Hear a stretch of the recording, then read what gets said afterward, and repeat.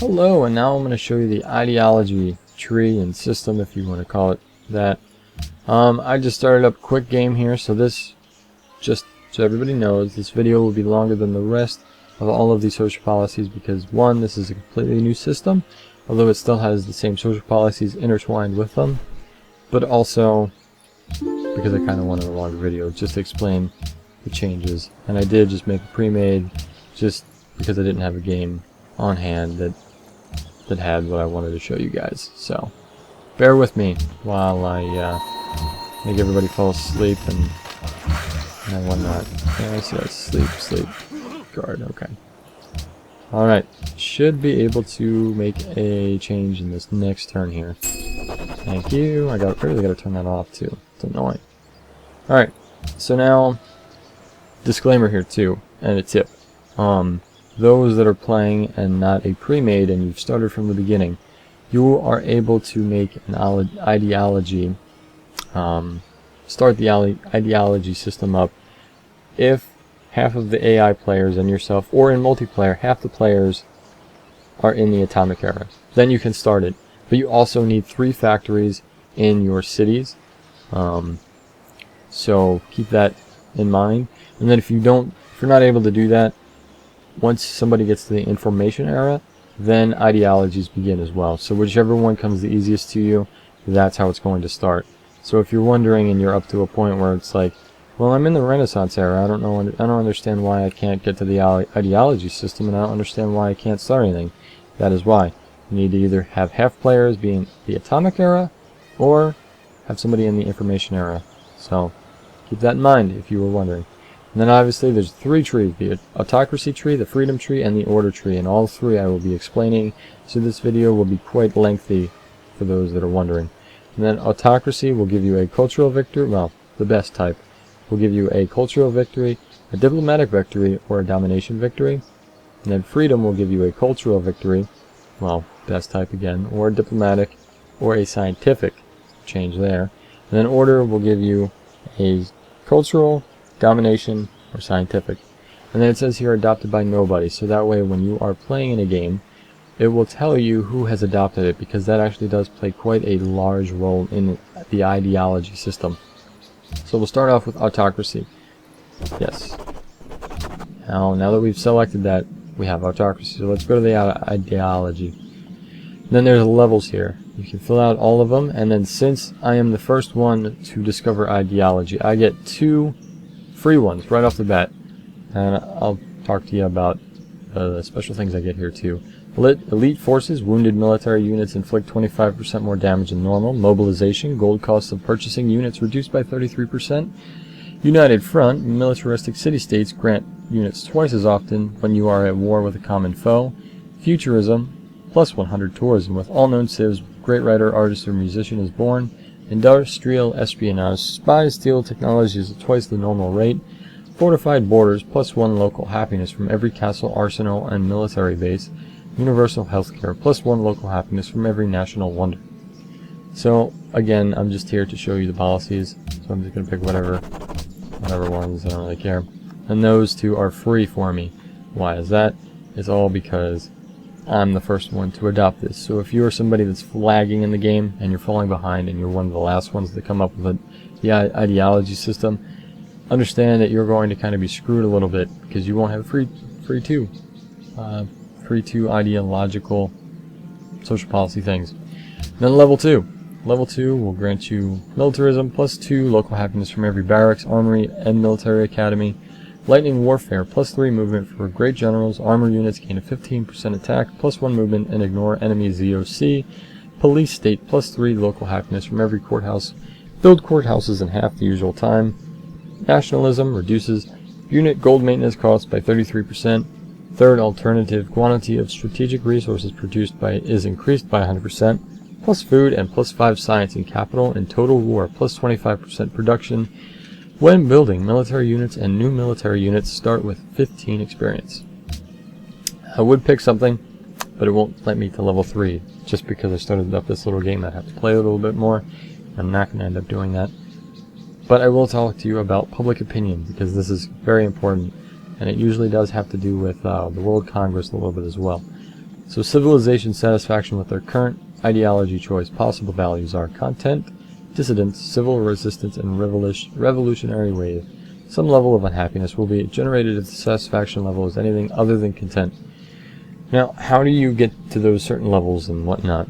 Well, content means everybody else, let's say everybody else in the world has the same ideology as you, everybody's going to be content. Let's say they're dissident. They're dissident because there's quite a few, there are some other civilizations that have, let's say, instead of autocracy, they have order. So they're a little bit dissident. Some of them want that and some of them don't. And then civil resistance mean that there's quite a few that are other than autocracy, meaning a lot of them want to switch to the other ones because they see the benefits. They want to go switch, so you get some unhappiness out of it, and it's kind of annoying. And then a revolutionary wave is terrible. Everybody does not have autocracy. Everybody's totally against it. They hate you. All the other civs around you will have a negative thing saying that they hate you because you have autocracy and they have order. And they will make you change, because if you have revolutionary wave, you will have so much unhappiness, you will not be able to continue playing. You will have to change for the most part unless you have like 100 happiness. And or there's a way you get it to where everybody changes to your thing, but it won't happen. And you also get an achievement if you switch. It's an achievement of shame because you switched, but nonetheless it is an achievement. And then again, that will only happen once there's more players, once there's ideologies going, and that will happen. And then lastly, I will show you the third level of autocracy's ideological tenets as well. Just give me 1 second here to go into the help menu. It may be a boring way to do it, but unfortunately it's the way I'm going to do it. And let's just type in here autocracy, and that's not what I wanted. Social policy, there we go. Sorry for the wait here. And then this is the level 3. Clausewitch's Legacy. Receive a 25% attack bonus to all military units for the first 50 turns after this policy is adapted to those that have played prior to Brave New World. I'm sure you remember this one. This is what you would receive once you filled out the entire autocracy tree beforehand. Then the Cult of Personality will give you plus 50% tourism into civilizations fighting a common enemy. And then lastly will be Gunboat Diplomacy. Gain 6 more influence at standard speed. It will be different if you're on a different speed.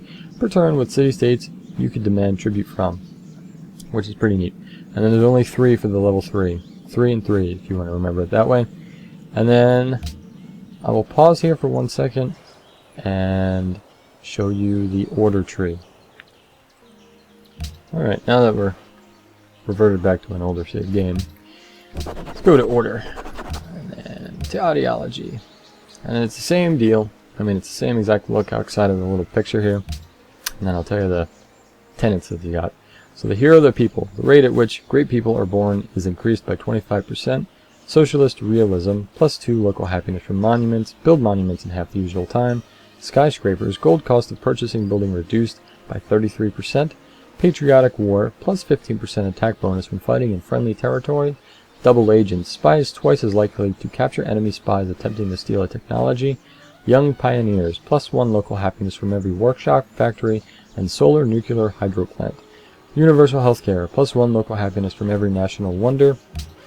And then let's just put some in here to show the next level. And then Academy of Sciences. Plus 1 local happiness from every observatory, public school, and research lab. Party leadership. Plus 1 food production, science, gold, and culture per city. If you remember the previous iterations of civilization prior to Brave New World. I'm sure you'll remember this one was the final thing you could get.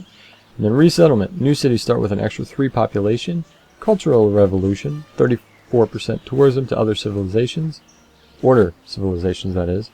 Workers' faculties. Factories increase a city's science output by 25%. Build factories in half the usual time. 5-year plan. Plus 2 production per city. Plus 1 production for every mine and quarry. And then again, I'm going to have to do the thing here where ghetto style of bringing out the Civilopedia. Ew, who uses this? Ugh, why am I? Okay, let's see. Order. Yeah, I don't remember this. Okay, there we go. Dictatorship of the proletariat. Plus 35% tourism to civilizations that have less happiness than you. And Iron Curtain. Free courthouse upon any city capture. And then the last one for level 3 will be Space flight pioneers. May finish spaceship parts with great energy engineers, plus 10 science in the capital city. And that's going to do it for the order policy tree track there. And again, I'm going to pause here a little bit. I'm going to revert to an old save, and we'll finish it off with freedom. Alright, so the freedom tree, the final one for the ideologies. And again, as you can see, as I just skipped through that, it's the same thing, just a little picture of freedom tree. So, avant-garde. The rate at which great people are born is increased by 25%. Creative expression, plus 1 culture from each great work, but tourism is unchanged. Civil society, specialists consume only half the normal amount of food. Covert action, chance of rigging election in city-states doubled. Capitalism, plus 1 local happiness from every mint, bank, and stock exchange. Economic union, plus 3 gold from all of your trade routes with other civilizations following the freedom ideology. Universal healthcare, plus 1 local happiness from every national wonder.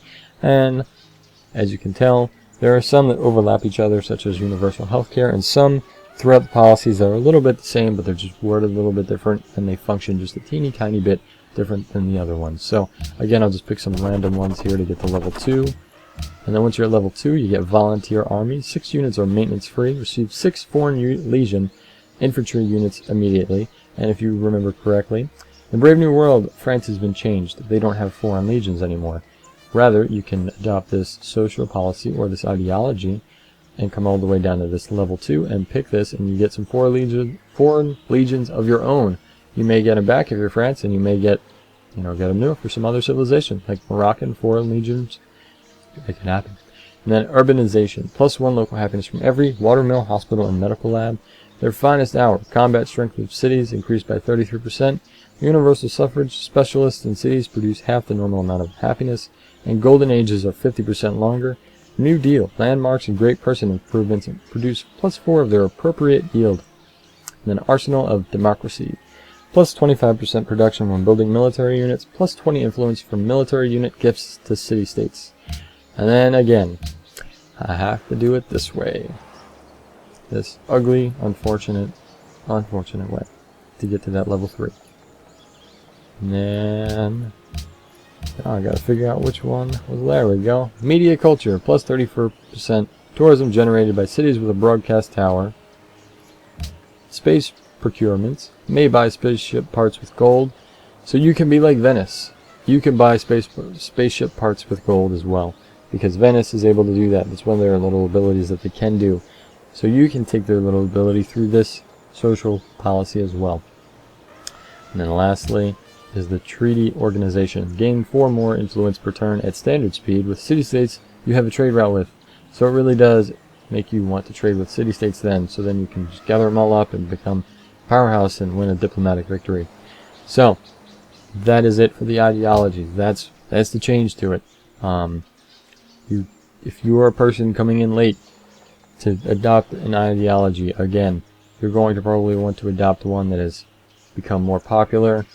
If you're somebody that's just going to be the first one, adopt the social policy that you want, as in terms of whatever victory condition you're striving for. Because for me, in my games, in the beginning of the game, I usually set out to what kind of victory condition I'm going to choose, and I go through that the entire game. Sometimes there's changes where you can't complete it because there's something that happened, and you may switch to, let's say you're going for a culture in the beginning, and then around the end you will kind of want to switch over to a diplomatic one. Remember, that end one that you're going, once you get up to that point, that's kind of the decision. It's time to decide what you want to choose to win. Now, that's not always the case, as you can win and, choose something different by that time anyhow. But as a rule of thumb, for me at least, once I get to ideologies, that's when it's time to kind of get serious about what victory condition I really want to win with.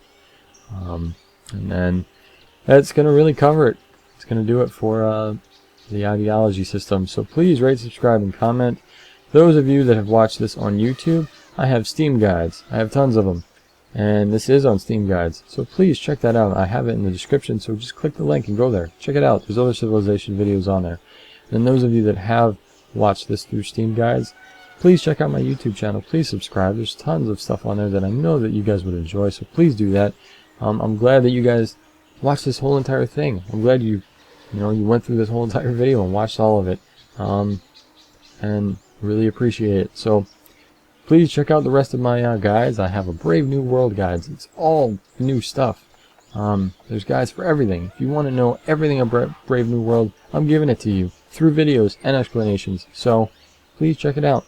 Would highly appreciate it. Thanks, guys.